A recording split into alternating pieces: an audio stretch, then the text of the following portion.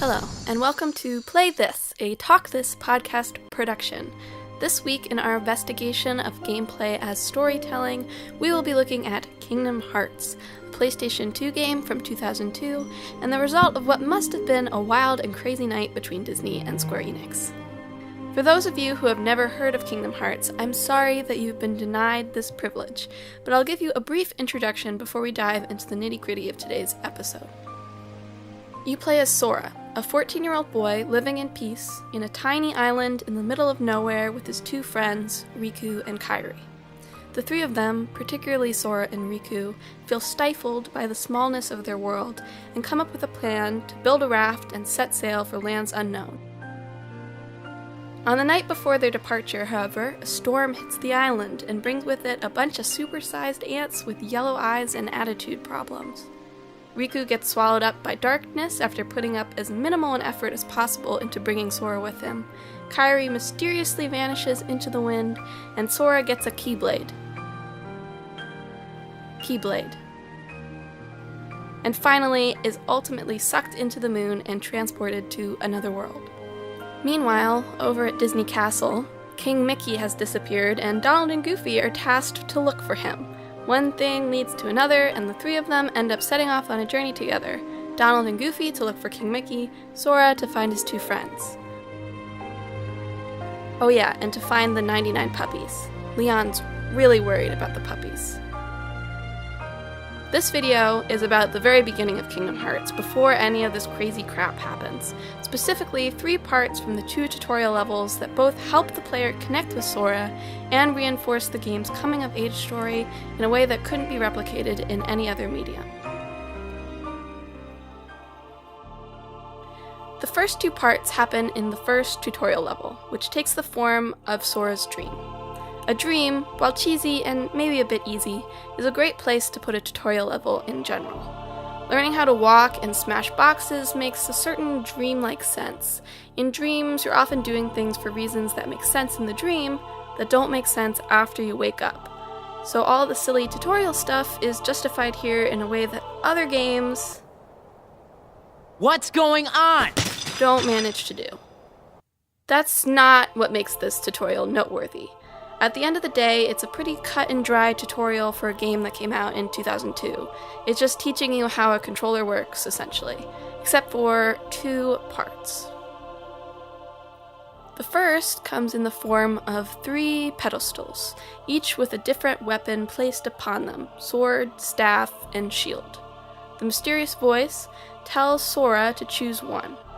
Each has its own description, laying out what it'll give to Sora in sort of vague-like language.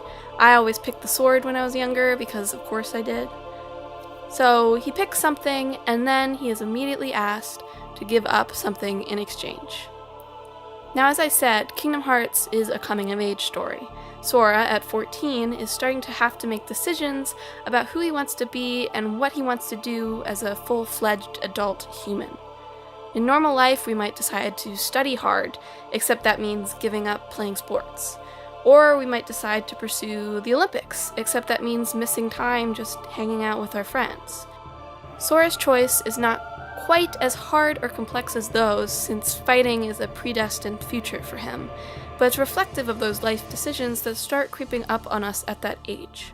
Basically, right at the beginning, the game tells you that Sora isn't going to get everything he wants, and sure enough, by the end of the game, he doesn't. The second part is similar to the first, taking the form of 3 weird questions posed to you by Final Fantasy characters, 'cause, why not? What's most important to you? What are you afraid of? What do you want out of life? Now, what's really nice about this question section is that each answer you can select is theoretically something that Sora would say. The player doesn't really know anything about Sora at this point, other than he's tripping on some strange drugs or something, but you start to get a sense about him based on the possible answers to these questions. Yes, he cares about friendship, but yes, he also cares about being number 1. Yes, he wants to see rare sights, and yes, he wants to broaden his horizons. So for Sora at this point, these aren't just empty, easy questions. These questions put a bunch of different priorities up against each other, and similarly to the weapons, ask Sora to choose one, theoretically giving up parts of the other two in exchange. At the same time, by picking one over the other, the player is aligned with Sora. The answers to the questions might be a lot clearer to the player than to Sora, and by picking the ones that matter to you, your interests become similar to his. Now Sora and the player share motivation, and that shared motivation helps propel the player into the story. Both the questions and the weapon picking aren't just empty choices. These choices determine how Sora will grow, the skills he'll learn first or last, the way his stats will progress. He, and through him, the player, is not being asked to symbolically prioritize, but to actually prioritize the parts of himself he wants to improve. This gives the theme of coming of age more weight than if their parts were just here to be mysterious. Once the dream part of the tutorial concludes, Sora wakes up on Destiny Islands, his home, and a fabulous first level for a video game, in my opinion.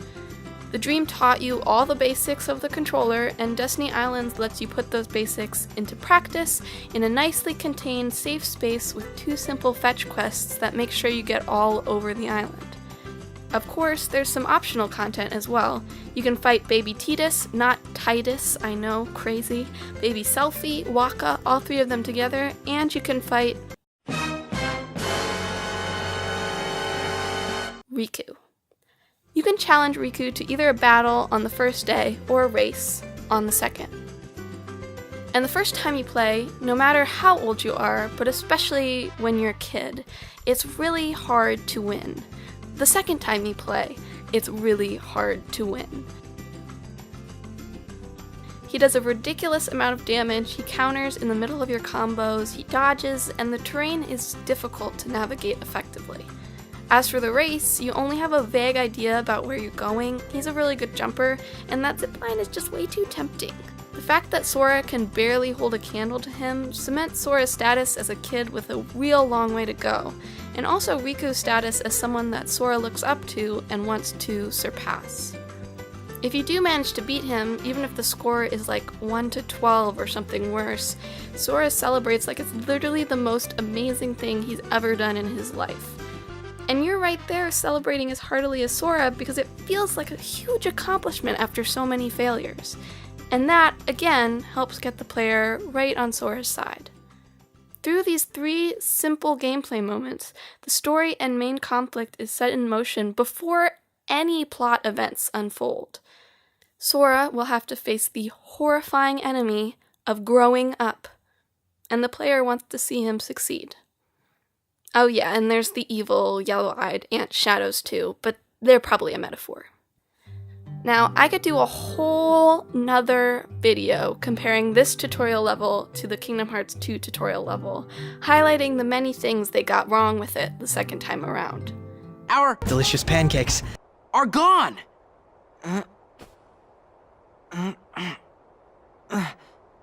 What? All our honor gone? Huh? Huh? Huh? You can't save. Extinction! Stop it! Stop it! Why not? But that's not the subject of this video. All I'll say is, while the player does eventually connect with Roxas, the person you start playing as in Kingdom Hearts 2, or at least I'd ended up connecting with him, it takes a whole lot longer than it did with Sora, and it's not just because his existence is confusing because you didn't play Chain of Memories, and even if you did, who is this guy? It's because they don't immediately give us a way to put ourselves into Roxas's shoes. This is partially because Roxas's story is not a coming of age like Sora, but rather a loss of innocence. But it spends his first day saying, remember when we did this in Kingdom Hearts, to its detriment, and also gives us the stunning storyline about not that we need some power of darkness to prove that you're losers. So there you have it. Through gameplay mechanics, Kingdom Hearts quickly and easily gets you to identify with Sora and get on board with the overarching idea of the plot. Now, go show Riku who's boss. You definitely got him this time.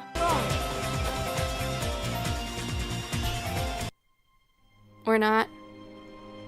If you liked this video, why don't you hit the like button, share it with your friends, and subscribe for more content coming soon. Video number 2 in this series will either focus on how Nier Automata uses its menus for world building and storytelling, or how Danganronpa V3 uses answer placement to make you feel like a horrible person. If you can't wait until then, check out our main podcast, Talk This, where we talk about different games every week, available for download on Apple Podcasts, Google Play Music, Spotify, and any place you get your podcasts. If you like Kingdom Hearts, you should check out our blog, where we have a long-running series called Clickbait Boyfriend, where my sister Madeline's boyfriend is playing through the Kingdom Hearts series and, bringing his perspective to it. Make sure to follow us on social media as well. Just check the description for all the links you need. So, until next time, I wish you happy playing.